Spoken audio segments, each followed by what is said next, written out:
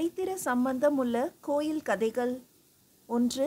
திருவையாறு பஞ்சநதீஸ்வரர் தென்கயிலை கோயில். கோடா செங்கோல் சோழர் தம் குலக்கொடியாக தன்னை ஏற்றுக்கொண்டதால் அகமகிழ்ந்து போன காவிரியின் நடை சோழ நாட்டில் அடியெடுத்து வைத்த போதே பெரும் துள்ளலாகவேதான் இருந்தது. பொங்கி பாயும் பிரவாகம் காற்றில் சிறு அலைகளை எழுப்பி இரு கரைகளையும் தொட்டு தொட்டு சிரித்தபடியே பாய்ந்து கொண்டிருக்க, ஆலவட்டம் வீசி வரவேற்ற கரையோரத்து மரக்கூட்டங்கள் தங்கள் குலக்கொடிக்கு மலர்களை உதிர்த்து வாழ்த்துப்பா இசைத்தன. அந்த வாழ்த்து போதாது என்று கிளிகளும் மைனாக்களும் கொக்குகளும் குருவி கூட்டங்களும் சேர்ந்து போட்ட கூச்சல் வெறும் இரைச்சலாகவே ஒலித்தாலும் கேட்க இனிமையாகவே இருந்ததால் மகிழ்ச்சியின் உச்சத்தை தொட்ட காவிரி இன்னும் வேகமெடுத்து கிளை கிளையாக பிரிந்து சோழ நாட்டினுள்ளே பாய்ந்து செல்ல துவங்கினாள். எதிரே தெரிந்த காவிரி கோட்டத்தை கண்டதும் அவளது மகிழ்ச்சி இன்னும் அதிகமானது. ஆனால் காவிரி கோட்டம் என்று அழைக்கப்பட்ட பஞ்சநதீஸ்வரர் ஆலயத்தில் தெய்வ சன்னிதானமும் அரச சன்னிதானமும் ஒன்றாக ஆலயத்து மண்டபத்தில் அமர்ந்திருந்ததாலும் அதுவரை சிற்பிகள் எழுப்பிய ஒளிகளில் ஒலி அடங்கிவிட்டதாலும் அசாதாரண அமைதியே நிலவிக் கொண்டிருந்தது. உத்தம சோழ பல்லவரையரும் தலைமைச் சிற்பியும் கரங்களை கட்டிக்கொண்டு மகாராணி புவனமாதேவியையும் இளையராணி பஞ்சவன் மாதேவியையும் மாறி மாறி பார்த்து கொண்டிருந்தனர். தலைமைச் சிற்பியின் முகத்தில் சங்கடம் அப்பட்டமாக தெரிந்தது. மண்டபத்தில் இருந்த அத்தனை பேரின் விழிகளும் தன் மீது பதிந்திருப்பதை கவனித்த கங்கையும் கடாரமும் கொண்ட கோபரகேசரி ராஜேந்திர சோழ தேவனின் இதழ்களில் எந்த இக்கட்டான சூழலிலும் நிலவும் அதே முறுவல் நெளிந்து கொண்டிருந்தது.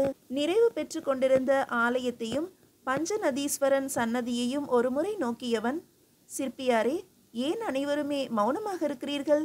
உமது முகத்தில் சங்கடம் தெரிகிறதே, என்ன நேர்ந்தது என்பதை கூறுங்கள் என்றான். சிற்பி ஒருமுறை மகாராணிகளை ஏறெடுத்தார். பிறகு, மன்னவா, ஆலய பணிகள் ஏறக்குறைய முடியும் தருவாயில் இருக்கின்றன என்றார். மகிழ்ச்சி, இதில் சங்கடத்துக்கு என்ன இருக்கிறது? மன்னனின் கேள்வி அதே முறுவலுடன் வந்தது. சற்று தயங்கிய சிற்பி, மன்னவா, இளையராணியார் என்று இழுத்தார். மன்னனின் கூர் விழிகள் இளையராணி பஞ்சவன் மாதேவியை நோக்கி திரும்பின. பஞ்சவன் மாதேவியின் அழகிய முகம் சிவந்து வெட்கத்துடன் புவனமாதேவியின் தோளுக்கு பின்னால் பதுங்கியது. சிற்பியே தொடர்ந்தார். மன்னவா, வடக்கு பிரகாரத்தில் தங்கள் அன்னையார் கைலைநாதனுக்கு உத்தர கைலாசத்தை கட்டினார்.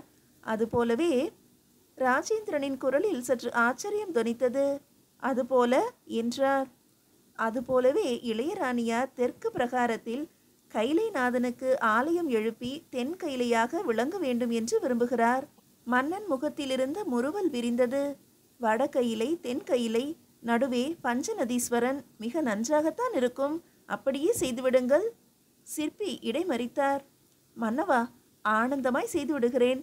ஆனால் இருக்கும் கற்கள் போதாது. கற்களை எடுத்து வர சென்ற நம் சிற்பிகளின் பணி மழையினால் தாமதப்பட்டிருக்கிறது. பாறைகளை தேர்ந்தெடுத்து வெட்டி எடுக்கவும் அவற்றை கொண்டு வரவும் இன்னும் 2 திங்களாவது ஆகும். 2 திங்கள் கழித்து கற்கள் வந்து அதன் பின்னர் ஆலயம் எழுப்புவது எனில் நிறைவு விழா இன்னும் தாமதமாகும். அதனால்தான். சிற்பியின் சங்கடத்துக்கான காரணம் புரிந்தது மன்னனுக்கு. பஞ்சநதீஸ்வரன் சன்னதியை நோக்கி திரும்பியவன், அந்த கைலைநாதன் தான் அருள வேண்டும், என்ன செய்வது என்று முணுமுணுத்து கொண்டான். பஞ்சவன் மாதேவியின் ஆவலை பூர்த்தி செய்ய பஞ்சநதீஸ்வரன் திருவுள்ளம் கொண்டிருக்க வேண்டும். ஆலய வாயிலில் புறவிகள் பல தடதடவென வந்து நின்றன. 20க்கும் குறையாத சோழ வீரர்கள் குதித்து இறங்கி ஒரு புறம் நிற்க, அவர்களின் தலைவனாக தோன்றியவன் புறவியிலிருந்து இறங்கி கனவேகமாக கோயிலின் உள்ளே நுழைந்தான். அவன் உடையில் படிந்து கிடந்த புழுதியும் தோளிலும் கரத்திலும் தெரிந்த காய்ந்த குருதி கரையும் அவன் நேராக போர்க்களத்திலிருந்து வருகிறான் என்பதை தெரிவித்தன. நீண்ட பயணத்தில் அவன் களைத்திருப்பது புலப்பட்டாலும் அவன் முகத்தில் மன்னனை கண்டதும் ஏற்பட்ட மலர்ச்சி மன்னனை நெருங்கியதும் இன்னும் உயர்ந்தது. மன்னனை நெருங்கி வணங்கியவன், மன்னவா, நுளம்ப பல்லவருடனான போரில் நாம் வென்றுவிட்டோம். படைத்தலைவர் தங்களுக்கு ஓலை அளித்திருக்கிறார் என்றபடி 2 கரங்களாலும் ஓலை சுருள் ஒன்றை எடுத்து நீட்டினான். படைத்தலைவன் அரையன் ராஜராஜனின் அந்த ஓலையை பெற்றுக்கொள்ளும் போதே மன்னனின் விழிகளில் ஆனந்தம் தெரிந்தது. ஓலையை பிரித்து வாசித்தவன் முகத்தில் வியப்பும் சேர்ந்து கொண்டது. எதிரில் நின்ற வீரனை ஏறெடுத்தவன், வீரனே, படைத்தலைவர் என்னை நுளம்ப நாட்டுக்கு உடனே வரும்படி அழைத்திருக்கிறார். என்ன நேர்ந்தது அங்கு என்றான். தலை வணங்கிய வீரன் அளித்த செய்திகளை கேட்ட ராஜேந்திர சோழ தேவன் அப்போதே புறப்பட்டான் நுளம்ப நாட்டை நோக்கி. இரண்டாவது தினம் ஹெஞ்சேரி என்று அழைக்கப்பட்ட அந்த நுளம்பர்களின் தலைநகரில் நுழைந்த சில நாழிகைகளில் ராஜேந்திர சோழ தேவனுக்கு படைத்தலைவன் அழைத்ததன் காரணம் விளங்கியது. ஹெஞ்சேரி என்ற நகரம் தற்போது ஆந்திராவில் அனந்தபூர் மாவட்டத்தில் ஹேமாவதி என்று அழைக்கப்படுகிறது. ஹெஞ்சேரி நகரின் பல பகுதிகளும் ஆலயங்களும் மாளிகைகளும் இடிந்து நகரமே பாழடைந்து தெரிந்தது. இக்காரணம் கொண்டும் போரில் ஆலயங்களையோ சாதாரண மக்களையோ தாக்கக்கூடாது என்று ஆணையிட்டிருந்த சோழ மன்னனுக்கு இது சோழர் படைகளால் ஏற்பட்டது அல்ல என்பது புரிந்தது. இடிந்து கிடந்த ஆலயம் ஒன்றின் எதிரே விரிந்து கிடந்த திடலில் வீரர்கள் அணிவகுத்து நிற்க முன்னால் வந்து வரவேற்ற படைத்தலைவன் அரையனை ஆற தழுவிக்கொண்டான் சோழ மன்னன். சற்று தள்ளி நின்றபடி கையெடுத்து வணங்கியபடி நின்றிருந்தான் நுளம்ப மகேந்திர பல்லவன். தயங்கியபடி மன்னனை நெருங்கிய நுளம்ப மகேந்திரன், மன்னிக்க வேண்டும் மன்னவா, 2 ஆண்டுகளாக தங்களுக்கு செலுத்த வேண்டிய கப்பத்தை கட்ட விடாமல் தடுத்து பல்லவரின் பழம்பெருமையை பேசி போரிட தூண்டிய சாளுக்கிய ஜெயசிங்கன் போர் என்று வந்ததும் பின்வாங்கிவிட்டான். அது மட்டுமல்லாது அவன் வீரர்கள் இந்த நகரை கொள்ளையடித்தும் ஆலயங்களை சூறையாடியும் சென்றுவிட்டனர்.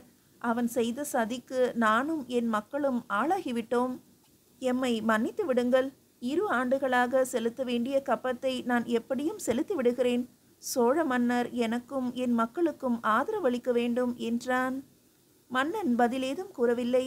அவன் விழிகள் சற்று தொலைவில் இடிந்து கிடந்த ஆலயத்தின் பின்பகுதி மீதும் சரிந்து கிடந்த தூண்களின் மீதும் பதிந்து நின்றன. மகேந்திர பல்லவரே, சோழ மன்னன் அழைத்த குரலின் தொனி வேறுபட்டு ஒலித்தது. உத்தரவிடுங்கள் மன்னவா. நீர் 2 ஆண்டுகளாக செலுத்த வேண்டிய கப்பம் மட்டும் அல்ல, இனி எப்போதுமே எமக்கு கப்பம் கட்ட வேண்டியதில்லை. திட்டவட்டமாக ஒலித்தது ராஜேந்திர சோழனின் குரல். மகேந்திரனின் முகத்தில் திகைப்பு பூரணமாக தெரிந்தது.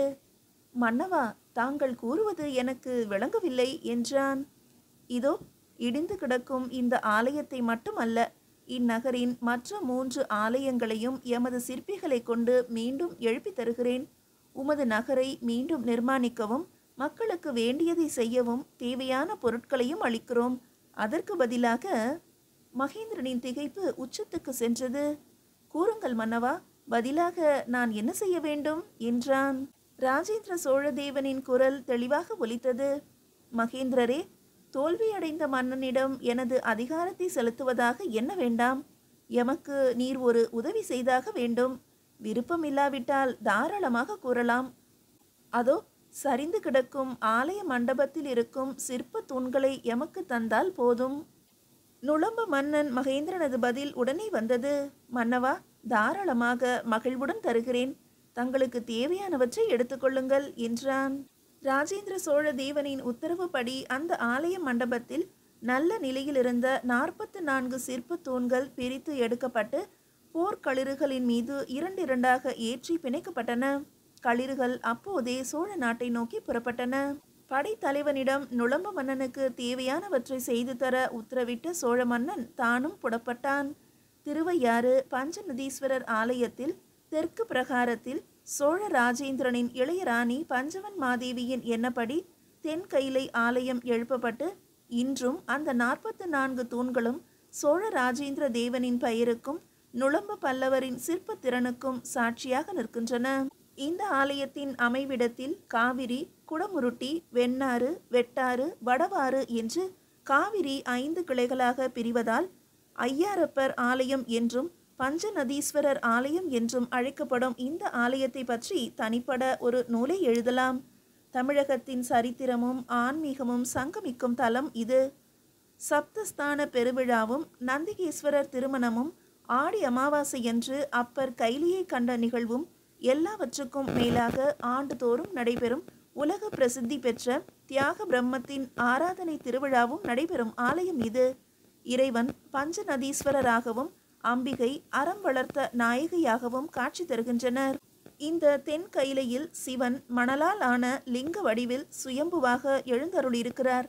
எனவே அவருக்கு அபிஷேகம் கிடையாது, புனுகு மட்டுமே சாற்றப்படும். ராஜேந்திர சோழனின் இளைய ராணி பஞ்சவன் மாதேவியால் எழுப்பப்பட்ட தென் கைலையில் இறைவன் பஞ்சநதி வாணனாகவும் அம்பிகை அஞ்சலை அம்மன் என்ற பெயரிலும் காட்சியளிக்கின்றனர்.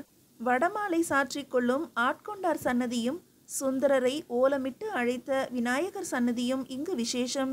தமிழ் கடவுளான முருகன் இங்கு வில்லேந்தி தனுசு சுப்பிரமணியராக நிற்கிறார்.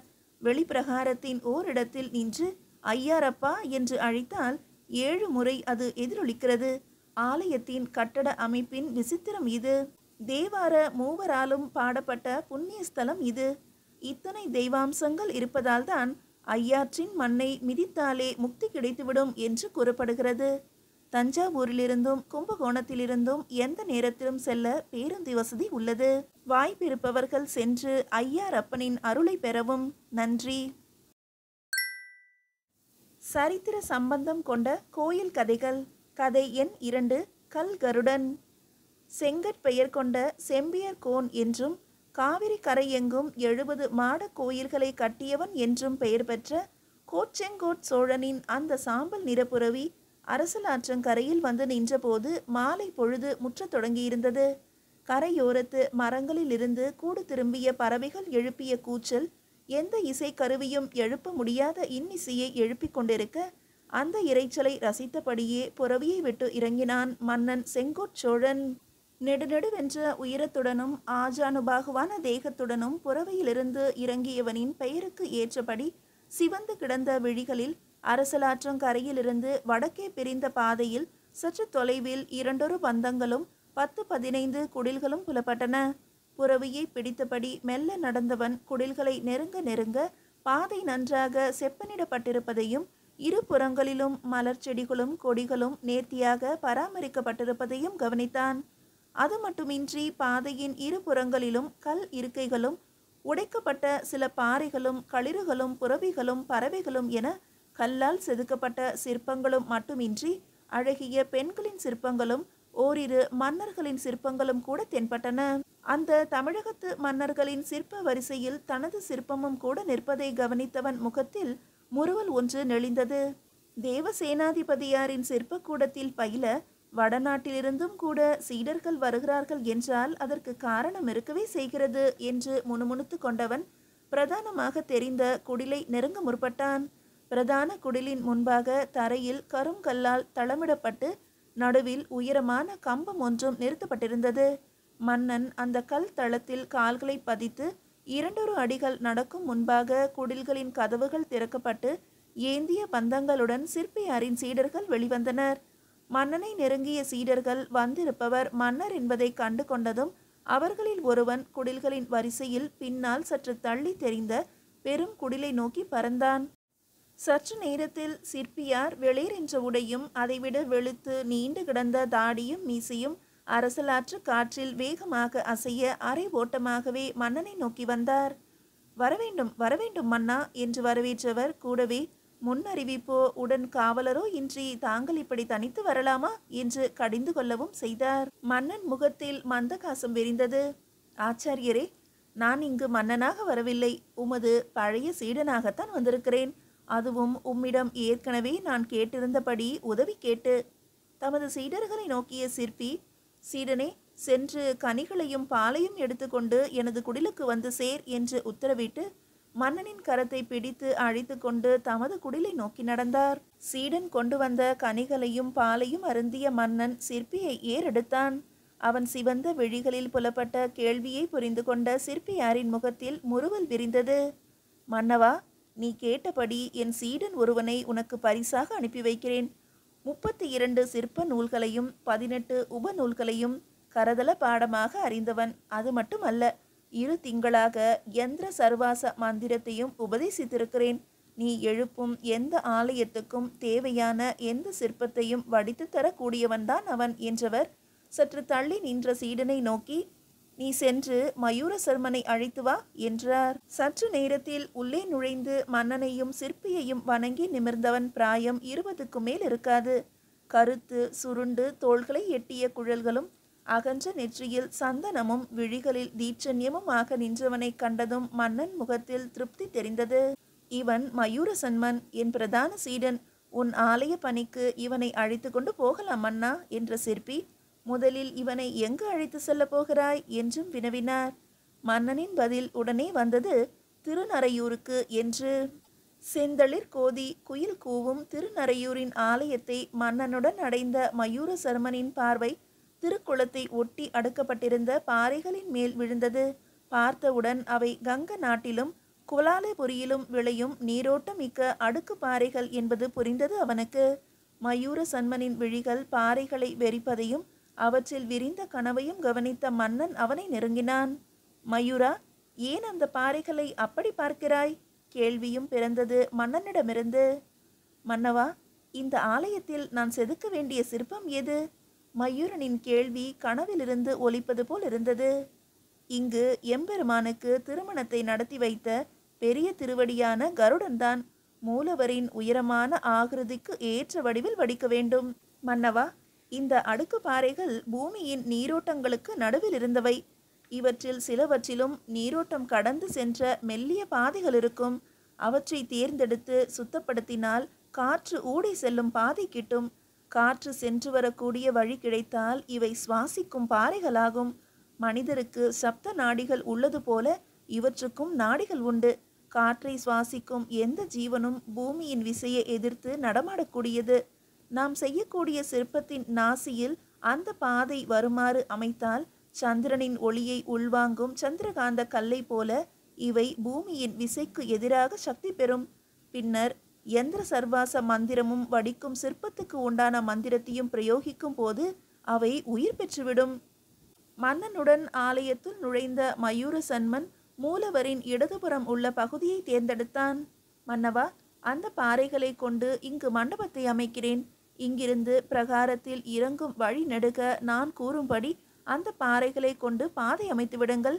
மண்டபத்தில் பீடத்தில் பூமியின் விசை எதிர்ப்புறம் இருக்கும்படி அமைத்துவிட்டால் கருட சிற்பத்தின் எடை மிக குறைவாகவே இருக்கும்.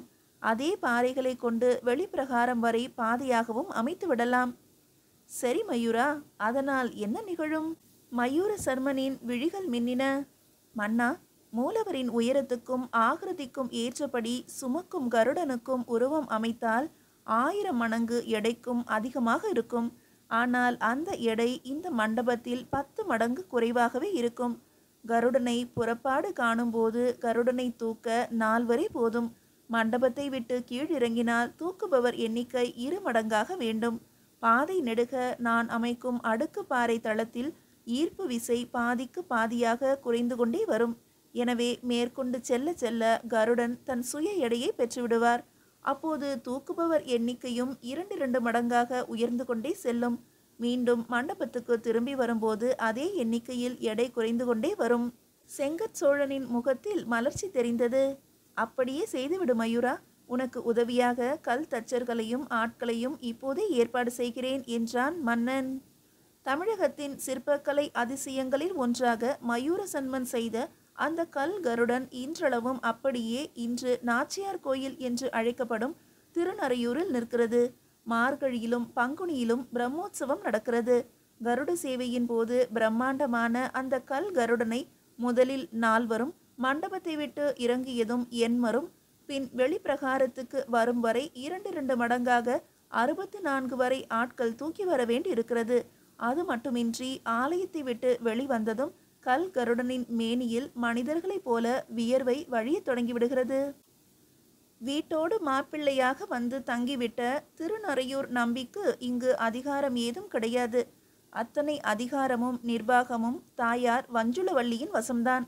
கையில் அழகிய கிளியுடனும் இடுப்பில் சாவி கொத்துடனும் நம்பிக்கு ஓரடி முன்னால் வந்து நிற்கும் தாயார்தான் இங்கு சர்வமும். திருமங்கை ஆழ்வாருக்கு எம்பெருமானே ஆச்சாரியனாக வந்து முத்ராதனம் செய்து உபதேசம் செய்த திவ்ய தலம் இது. திருநறையூர் நம்பி என்று பெயரிட்டு பெருமான் மீது 100 பாசுரங்களுக்கு மேல் பாடியிருக்கிறார் திருமங்கையாழ்வார். மார்கழியிலும் பங்குனியிலும் 10 நாட்கள் பிரம்மோற்சவம் நடைபெறுகிறது. கல் கருடன் 9 நாகங்களை ஆபரணங்களாக அணிந்து பிரம்மாண்டமாக சேவை சாதிக்கிறார். வியாழக்கிழமைகளில் இவரிடம் வந்து வேண்டிக் கொள்பவருக்கு நாகதோஷம், நவகிரக தோஷம் என்று அத்துணை ஜாதக தோஷங்களும் விலகி பிரார்த்தனைகளும் உடன் நிறைவேறுவதாக சொல்கிறார்கள். திருக்குடந்தையிலிருந்து 10 கிலோமீட்டர் தொலைவில் உள்ள நாச்சியார் கோயிலின் அருகில் இருபுறமும் 10-15 நிமிட பயணத்தில் உப்பிலியப்பன் கோயில், திருச்சேரை என்று இரு திவ்ய தேசங்களும் உள்ளன. திருநறையூரிலும் கோச்செங்கானின் 70 மாட கோயில்களிலும் தன் சிற்ப திறமையால் அற்புதங்களை படைத்த மயூர சன்மனுக்கு அரசலாற்றங்கரை தொடங்கி 70 கிராமங்களையும் அவை முடியுமிடத்தில் உள்ள மயிலாடும் துறையையும் சாசனம் செய்து கொடுத்த கோச்செங்கோட் சோழன் மயூரனின் பெயரிலேயே அந்த இடம் மயூரபுரி என்று வழங்கப்படவும் ஆணையிட்டிருக்கிறான். மயூரபுரியே பிற்காலத்தில் மாயூரம் என்றும் மாயவரம் என்றும் மருவியதாக கர்ண பரம்பரை கதையொன்றும் கூறுகிறார்கள். பிற்காலத்தில் நாயக்க மன்னர்களால் அமைக்கப்பட்ட பிரம்மாண்டமான தூண்களை கொண்ட முகப்பு மண்டபத்திலும் உட்புற பிரகாரத்திலும் எந்த வேனிற் காலத்திலும் நிலவும் குளிர்ச்சியும் மாதந்தோறும் சிரவண திருநாளன்று வந்து சென்ற 2 கருடன்கள் அந்த ஆலயத்து மகிழ மரத்தடியில் வந்து இறந்ததாக கூறும் சித்திரமும் அருகில் வரம் தரவே காத்து நிற்கும் மாருதியும் பஞ்ச கிருஷ்ண தலங்களில் முதலாவதாகவும் முக்தி தரும் 12 தலங்களில் ஒன்றாகவும் விளங்குகிறது இந்த திருத்தலம். நன்றி.